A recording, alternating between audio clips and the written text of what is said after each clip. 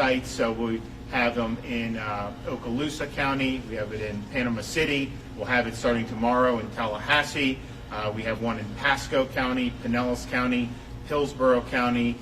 We have one in Manatee. We have one in Charlotte. We have one in Bonita Springs, right here in Collier. We have one in Polk County. We have one in Orlando and Orange County. We have one at the Villages in Sumter County, one in Alachua County, and then on the east coast of Florida, we have Jacksonville, Ormond Beach, Merritt Island, St. Lucie County, West Palm Beach, Pembroke Pines, and Miami-Dade. So that's 21 sites, up to 320 a pop. This has been approved for emergency use the same time, basically, that the Pfizer and the Moderna received emergency use authorization last year. Obviously, most attention was on that. This was, though, something that has been administered in Florida through most of our hospital systems for the whole time, since December of 2020. And actually, even before then, we had some hospital systems that were doing different types of trials on this. And so this has been a part. And a lot of people have gotten it. However, became pretty clear to us as we started to see more and more people get admitted to the hospital this summer. Most of these folks didn't even know about the ability to get a monoclonal antibody. And so when we looked at the hospital census, when we talked to different health systems, they said, well, one, the vast majority of the people that were being admitted were not vaccinated, and but then the 90% of the people admitted didn't get the monoclonal prior to being admitted to the hospital. So we saw that there was a need to raise the visibility of this, but also expand access to it, simply because a lot of the hospitals, if they're doing the IV, because they started doing IV before it was approved for subcutaneous, so they'll have only so many people they can have on that. It takes a couple hours each person with soup to nuts. And so we knew, hey, as more people know about this, we want to make sure that people have options to be able to do it. It had been up to this point, before we set up our sites, you needed a referral from a physician to be able to go. You don't need that now, because we have a standing order from the Surgeon General of Florida saying that you can come in. Obviously, you have to meet the criteria for emergency use, but that criteria is relatively broad.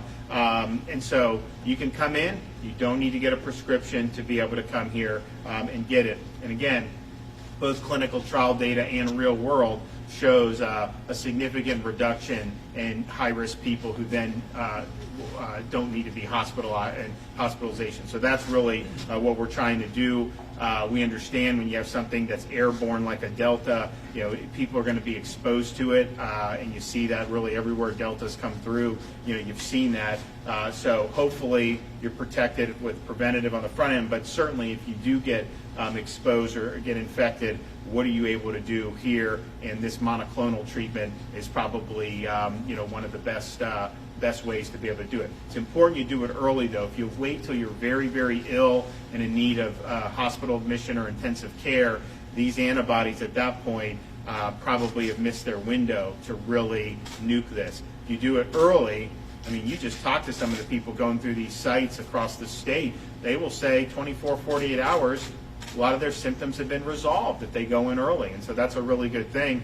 So some of those folks, I think we've done 10, 12,000 treatments just in the last few weeks since we've been doing the sites, and we're doing thousands every day. Just think, a lot of those folks, or certainly some of those folks, would have needed to be admitted to a hospital had they not had access to that treatment. And so it's good for people's health, which is the most important thing, but it also makes sure that you're not having admissions continue to explode, and that takes a lot of stress off the hospital. This is a treatment that's free to the patient. The Regeneron was purchased by the federal government, so everything, the whole stock was bought. And whatever Florida draws down, whatever is administered, is not charged to the patient. So people talk about thousands of dollars. Just understand that's misinformation. You're not going to be charged thousands of dollars. How much it costs the taxpayer, you could look that up, but that, whatever it was, it's done. So we have it, we might as well use it, and that's the philosophy. There's another, the Eli Lilly monoclonal is not done as well against Delta. There is one with GlaxoSmithKline. That is not something the feds have purchased or anything, so that it's available in much more limited numbers from what we can tell in Florida, but it would be just like any other drug on the market to be able to do. But this Regeneron is something that you're going to be able to have. So we encourage people, if you are infected, particularly if you are in a high-risk group, this is something that's got a proven track record. Now, the folks who generally qualify under the emergency use authorization, are folks who are older, people that may have immune system deficiencies, people who are overweight. I think it's a BMI of 25. People who are diabetic, people who have kidney problems, chronic heart or lung conditions. So when you think of that, really, if you're probably 50 or above, you're probably going to qualify on this. And of course, if you look, the hospitalizations overwhelmingly skew 50 and above. And of course, the mortality skews, much older with this virus than in other ones like H1N1. So if you are in those risk groups, this can really make a difference, and we want to make sure that you have the ability to access that. So if you want to get more information on where you can find treatments near you, you can go to floridahealthcovid19.gov. So they'll be starting tomorrow morning, 21 different sites operating in Florida 7 days a week. There's also, though, other ways to get the monoclonals. As I've said, the health systems have been offering this, and so we've tried to space this out around the state so that most people have the ability to get here in a relatively reasonable car drive. It's not going to be 5 minutes from everyone, but hopefully we have it so that not very many people need to drive 2 or 3 hours. However, if it's not as convenient for you, these are not the only way you can get the monoclonals. Most hospitals are offering them, other doctors are offering. I think actually some of the emergency, Ken was talking about, some of them are starting to offer it as well. So floridahealthcovid19.gov has the sites. There's also other sites that have been offering it all along. And if you want to make an appointment, you can go to patientportalfl.com, where you'll be able to go.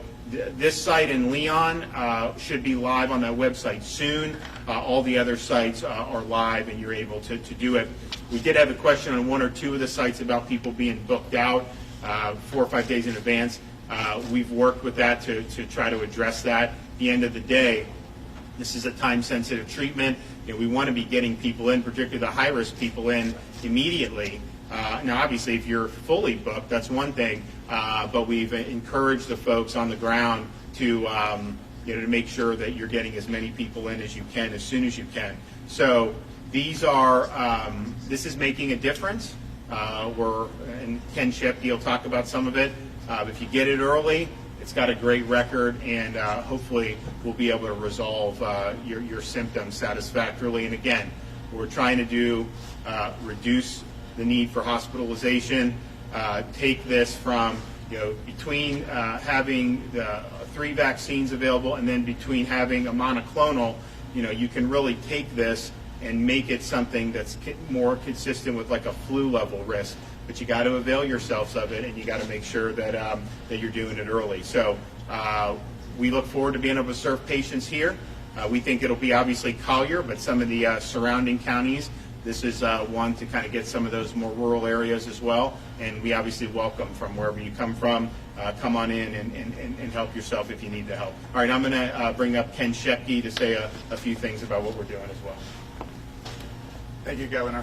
Unfortunately, it does look like COVID-19 is going to be with us for the foreseeable future, so we really do need 2 strategies. Obviously, the prevention arm, the vaccines are our best prevention strategy, and then we need our treatment arm. And now, thanks to the governor's rollout of this, we now have wide availability to this treatment. So for the vaccines, I know a number of folks wanted to wait and see some extra safety data, especially some of the pregnant women. That's quite understandable. I'm hoping that folks will now be a little reassured that we've got full FDA approval now on the Pfizer vaccine. And now, thanks to some recent safety data on pregnant women, American College of Obstetrics and Gynecology and Society for Maternal and Fetal Medicine have both come out strongly in favor of advising pregnant women to go ahead and get that vaccine. So if you haven't looked at that recently and you haven't been vaccinated yet, I encourage you to go and take a look at that and see if that might encourage you to get the vaccine. But the vaccine takes up to 6 weeks to develop that protection. And that's not going to help you get infected today. And that's really where the treatment arm comes in. And that's where these monoclonal antibodies are so important, because they can give you effective treatment against the virus immediately. These antibodies will immediately attack the virus, get it out of your system, improve your outcome, and as the governor said, early is better than later. Like everything else in medicine, early treatment is better than later. It's more effective than. We've heard dozens of stories all around the state of people having great outcomes.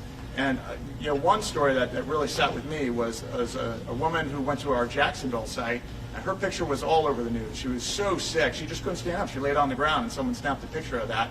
And I had the privilege of getting to speak with her. And she really tells us that she thinks Regeneron saved her life. Her mother had seen one of the governor's press conferences and learned about the monoclonal antibodies. That's how she knew to come and get it. And she got there really sick, and now she tells me she thinks she would have been one of the people in the ICU on the ventilator and perhaps even died. And she very well may be right. So for someone like that, I would encourage you, if you're at high risk, don't wait until you're really bad. Go ahead and get early. As the governor mentioned, we vastly increased the access across the state, not just with our sites, but emergency departments are doing it, fire rescue EMS agencies are doing it, urgent care centers are doing it. So please avail yourself of that. Thank you, Governor. Okay. So tomorrow, 0900, doors will be open. Obviously, they'll be accepting appointments, and they will be doing walk-ups. And then also Tallahassee will have a site open as well. So there'll be 21 sites, up to 300 plus treatments on every single one of those. So that's thousands of people a day, which it is making a difference, but obviously will be continue to make a difference going forward. So I'd urge everybody who fits this criteria, particularly if COVID is something that you have a specific risk for. If you do find yourself testing positive, you come in here. Also, we for nursing homes, we've had more nursing homes cases, and if you have that, this is something where you can have a strike team go in and apply treatment to folks there. And our nursing home residents are almost all vaccinated, but you still have breakthrough cases. And these are some of the folks that are the most vulnerable, and the vaccine may help them, but it may not be providing them 100% protection. And so if they are infected, this would be an option that they could avail themselves as well. So we'd encourage you to take some time. Yes, sir. Thank you, Governor. Brennan Leslie, Florida's conservative voice. So I got two questions for you. The first one, your opposition, both Democrats and some of the media, have politicized this treatment, and it's kind of send a fake narrative out to the people out there who need this treatment. How long are they about that, and what is the impact of that on our community? So it's sad that with COVID, from really the very beginning, it's been politicized, particularly by a lot of national corporate media outlets, and it's got to stop. So this monoclonal, this is not anything that I dreamt up. This is something that got an emergency use authorization. It was given, when in the experimental phase, it was given to the President of the United States when he had COVID. It's been used. The trial data is good. People have had great experiences with it, and we saw that this was being underutilized. We saw that there were patients, most of these patients going in, most of them were not vaccinated, but at the same time, it's like, okay, if you're infected, what do you do? And so if they had better knowledge of this, a lot of them would have availed themselves of this. And so there was a thought out there by some that, this is going to cost you a lot of money, or this is just for some, they were talking about, trying to help Regeneron, the profit. They've already sold all this. There's no anything that's happening. So fake narratives, I think, are very harmful. It can potentially convince some people that this is not a viable option. Again, no one's forced to do this. It's your choice. You've got to make the best decisions for you. But if you do find yourself, with COVID, what are the options to be able to do? And the fact is, this was underutilized. Even Fauci said it was underutilized. He acknowledged that. And so that's what the name of the game is, helping people. It does have a track record of doing it.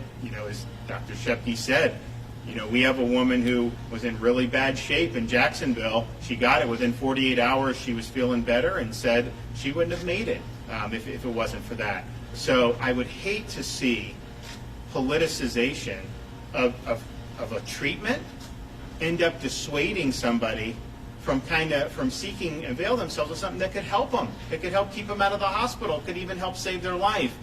So don't be that guy that lets your partisan agenda overcome providing good, accurate information and providing access to treatments for people who may need it. And hopefully we're beyond some of those games, but I can tell you, this has made a difference for people. It has made a difference the whole time, but now there's a much broader segment of society that understands this is available. I would talk to people who are very, very well versed in a lot of stuff with COVID. They had no idea what the monoclonals were. And then when we talked to the hospital, say, hey, the people that are being admitted, how many of them got this treatment? They're like 90+% never got it. And so we started thinking to ourselves, okay, this can really make a difference. And so please, it's a strong track record. It's been endorsed by the two most recent presidential administrations. Doctors all across Florida and the country have used it and used it very effectively. And that same opposition is saying that there's some science that vaccine passports would end the pandemic. Is there any science that actually backs that up? So the question on these vaccine passports is, okay, our view from the beginning on vaccine, we want to make it available to all, but we want to mandate it for none, because I don't know your circumstances. You have to make decisions. For example, we were the first state to go into nursing homes with vaccines, and we had strike teams prior to CVS and Walgreens being ready to do it. And the reason why we did that was these are the most vulnerable folks to COVID, these nursing home residents. They're elderly, they have a lot of comorbidities generally, and so we wanted to get them that vaccine to be able to obviously protect them, but then liberate them to have a more normal existence so they're not always concerned about COVID. So we went in, did it. Many of these seniors were so happy, people were crying, but you know what? There were some that just didn't want to take it. That was their decision, and my view is let's make it available, let's provide it, but ultimately it's the individual's decision. And so the flip side of that is you shouldn't be penalized and not be able to participate in society because you've made a good choice. People have recovered from COVID and do have immunity, and that's not recognized when you start talking about doing some of these mandates. It's very unscientific. I mean, the science would say that if you've recovered from COVID, you've got immunity, and it's proven to be pretty doggone durable. There was a study just out of Israel that was really, really strong in terms of this. And so you can understand if somebody has recovered, why they may make. There's other people. One of the ladies that we helped with this, she had a medical condition, so she wasn't really a good candidate for some of the mRNA vaccines. Why should we second guess that and impose a mandate on her or not let her go to a restaurant or some of these other things? And then I think also just the theory behind some of the vaccine passports was that the vaccines would provide sterilizing immunity, kind of like an MMR vaccine. Well, we're obviously seeing that's not true. I mean, the protection is really against severe illness. You do have people that are getting infected who are vaccinated. That is not rare. That has actually been pretty common, and I think you're going to continue to see it become more and more common. So the idea that, because they said, there were some said if 50% of adults were vaccinated, you wouldn't see any waves. Well, in Florida, if you combine the 18 and over with the people that have recovered from COVID, you're well over 70%. You're almost 90% of seniors. You're over 82, 83% of people 50 and up just on vaccination. Then you add the people that are there. So clearly, it's not producing that type of herd immunity that we had hoped for, because the hope was if enough people got vaccinated, then it would not, it would kind of fade into the background. Israel is one of the most vaccinated places on earth, and they're having a big surge this summer as well. Some of our I was just in the villages in Sumter County, very high vaccination rate, very elderly population, and they've had a wave. So that's just what the science is telling us, what the data is telling us. So forcing people to show papers or do that, it's something that is not allowed in Florida. We didn't think it made sense, but clearly what's happened shows you're not recognizing natural immunity. That's anti-science. And then if you're trying to act like this is providing sterilizing immunity, that's just not what the data tells us. Yes, ma'am. Yes, it's becoming harder for people in Southwest Florida to get a COVID test. Are you considering bringing back mass testing sites like the one we had at CenturyLink? So we, a lot of in fact, I think the county was really involved in that one. And so, the county governments have gotten a lot of CARES Act money. I know they've invested in different types of testing. we've sent tests to people who've asked for them in terms of some of these rapid tests, but there are a lot of ability to get these things at pharmacies and at drugstores. Also, the health departments still do it. So we think that there's a big infrastructure. We think our resources and manpower doing what we're doing now with these sites, we're filling a void that needed to be filled.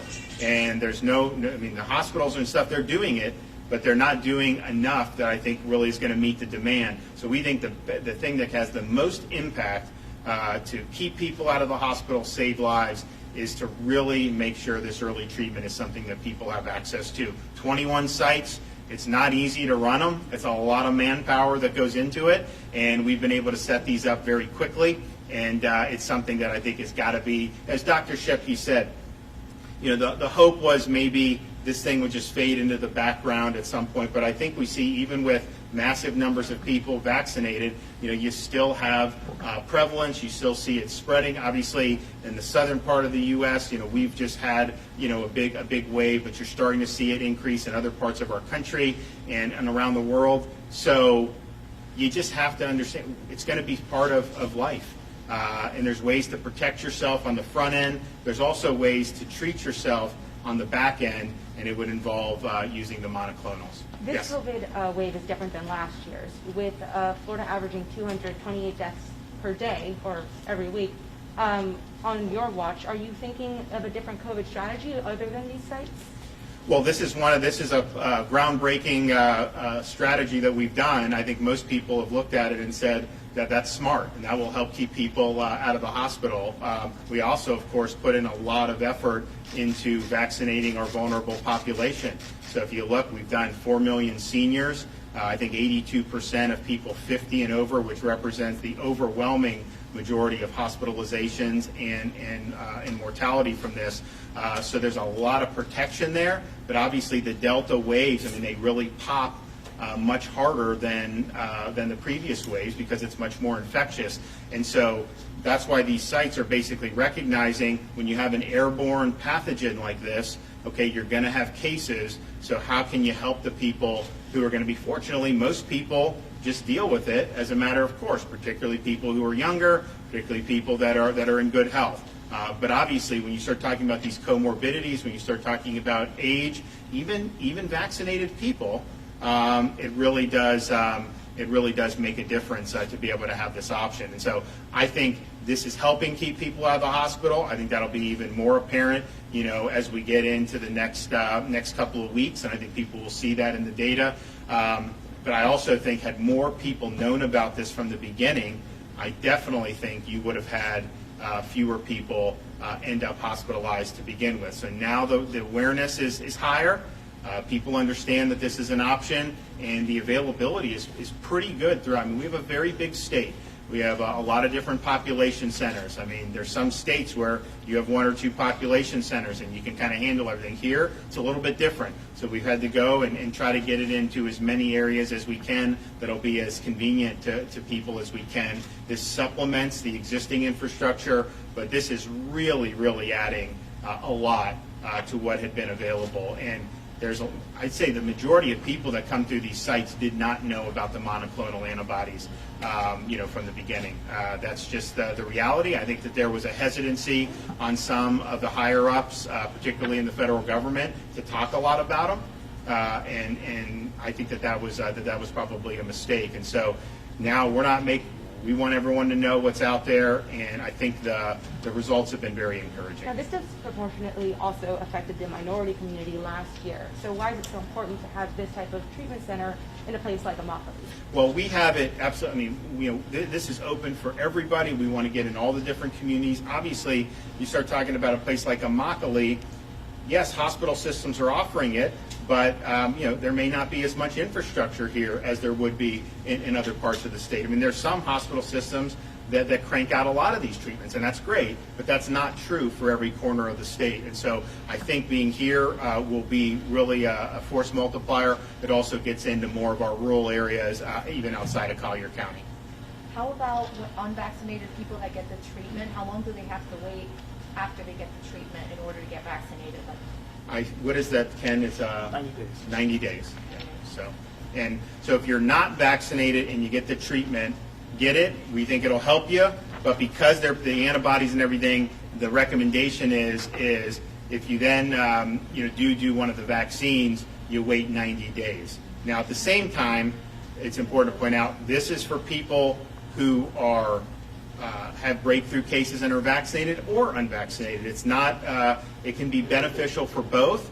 And the reason why that's something important to just point out is because we have the overwhelming majority of our most vulnerable population to COVID have been vaccinated. And many of them were vaccinated many, many months ago. Whether the protection wanes on some of this, obviously if they're going to push booster shots, the implication is that there's been a waning, at least in the protection against infection. Data comes in on that and from Israel, other places. But bottom line is, if you're somebody in this vulnerable category, if you're vaccinated, you still may get infected. We're seeing that. They call them breakthrough cases, but honestly, that kind of implies that they're rare, and they're really not. They're really not that rare. I mean, I think almost everyone knows in Florida people that are vaccinated who have tested positive. Now, most of them end up with very mild symptoms, which is good, and I think that's because you are getting some assistance from the vaccine. However, the people who are more elderly, the people that have health problems, that could help them a lot, but they still may need an antibody treatment to make sure that they don't end up hospitalized. And we did have, a lot of the vaccinated seniors that would be hospitalized handled it much better than they did last summer when they would go in. And so you do see that, but you may even be able to keep it short of that. So if you are not vaccinated, get this treatment, wait your 90 days. If you are vaccinated but you're vulnerable and you do test positive, this is something that could potentially be good for you. And then, of course, nursing homes, places where there's a lot of people vulnerable. If there is somebody that tests positive, we can have a strike team go in and help the other folks who may have just been exposed, may not have even tested positive, and this will actually help in a prospective way as well there. So there's a lot to recommend in terms of this. And then just final thing because Dr. Shepke mentioned it, if you're in an area with high prevalence, if you got, and you're not vaccinated, you got vaccinated today, great, but that protection does take some time to kick in.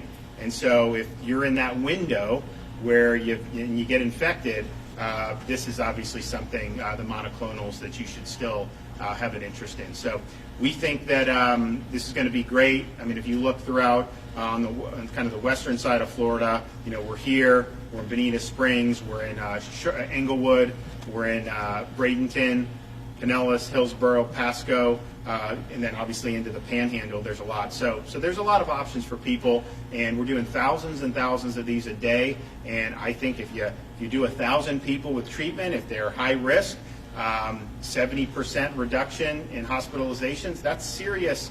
A number of people. Unfortunately, we've seen the admissions. The admissions aren't as high today as they were a couple weeks ago, and obviously they need to go a lot lower. But we think this is an important part of getting that done. Okay, thanks everybody. We appreciate it.